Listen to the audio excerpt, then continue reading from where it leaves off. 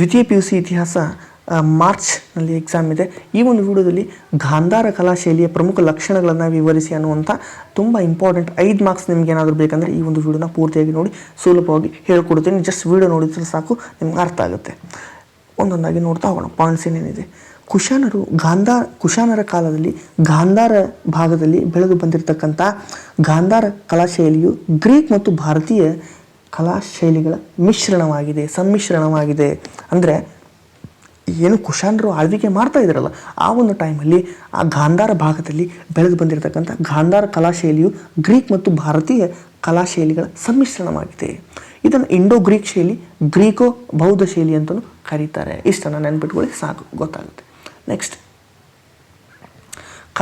ಈ ಕಲಾಶೈಲಿಯಲ್ಲಿ ಆಳೆತ್ತರದ ಗೌತಮ ಬುದ್ಧನ ವಿಗ್ರಹಗಳನ್ನು ಕೆತ್ತಲಾಗಿದೆ. ಅಂದರೆ ಎತ್ತರವಾಗಿರ್ತಕ್ಕಂಥ ಗೌತಮ ಬುದ್ಧನ ವಿಗ್ರಹಗಳನ್ನು ಕೆತ್ತಲಾಗಿದೆ. ಅಜಂತಾ ಎಲ್ಲರೂ ನೋಡಿದ್ರೆ ನಿಮ್ಗೆ ಗೊತ್ತಾಗುತ್ತೆ.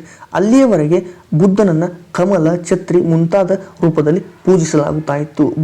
ಈ ಏನು ಗಾಂಧಾರ ಶೈಲಿ ಬರೋದಕ್ಕಿಂತ ಪೂರ್ವದಲ್ಲಿ ಬುದ್ಧನನ್ನು ಕಮಲ, ಛತ್ರಿ ಮುಂತಾದ ರೂಪಗಳಲ್ಲಿ ಪೂಜಿಸಲಾಗ್ತಾ ಇತ್ತು.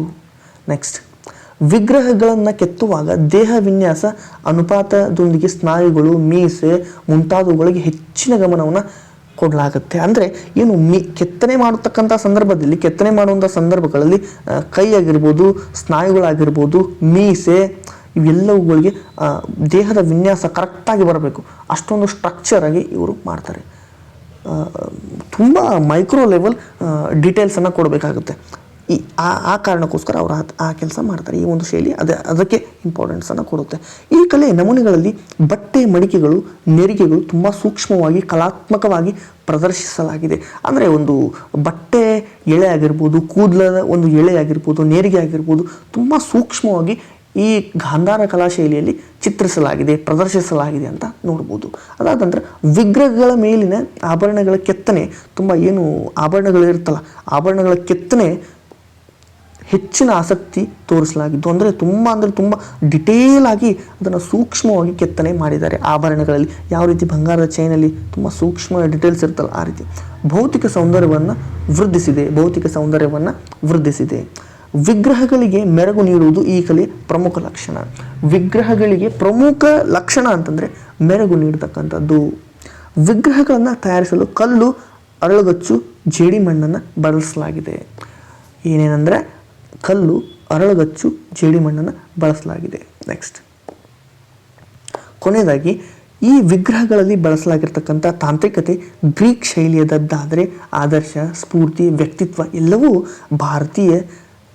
ಭಾರತೀಯದ್ದಾಗಿದೆ. ಸೊ ಡಾಕ್ಟರ್ CR ಮಜುಮ್ದಾರ್ ಹೇಳುವಂತೆ ಗಾಂಧಾರ ಕಲಾಕಾರನು ಗ್ರೀಕ್ ಕರಕುಶಲತೆ, ಭಾರತೀಯ ಹೃದಯವನ್ನು ಹೊಂದಿದ್ದನು.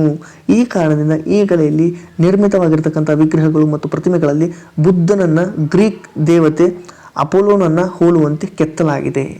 ಅಂದರೆ ಏನು ಭಾರತದಲ್ಲಿ ಬುದ್ಧನ ವಿಗ್ರಹವನ್ನು ಕೆತ್ತಿದಾರಲ್ಲ, ಈ ಗಾಂಧಾರ ಕಲಾಕಾರ ಯಾರಿದ್ದಾರಲ್ಲ ಅವ್ರು ಕೆತ್ತನೆ ಮಾಡ್ತಾ ಇಲ್ಲ, ಅದಕ್ಕೆ ಏನಂತ ಹೋಲಿಸ್ತಾರೆ ಅಂದರೆ ಬುದ್ಧನ ವಿಗ್ರಹಗಳನ್ನು, ಪ್ರತಿಮೆಗಳಲ್ಲಿ ಬುದ್ಧನನ್ನು ಗ್ರೀಕ್ ದೇವತೆ ಅಪೋಲೋನನ್ನು ಹೋಲುವಂತೆ ಕೆತ್ತಲಾಗಿದೆ ಅಂತ ಇಲ್ಲಿ ಕೊಟ್ಟಿದ್ದಾರೆ. ಯಾರು?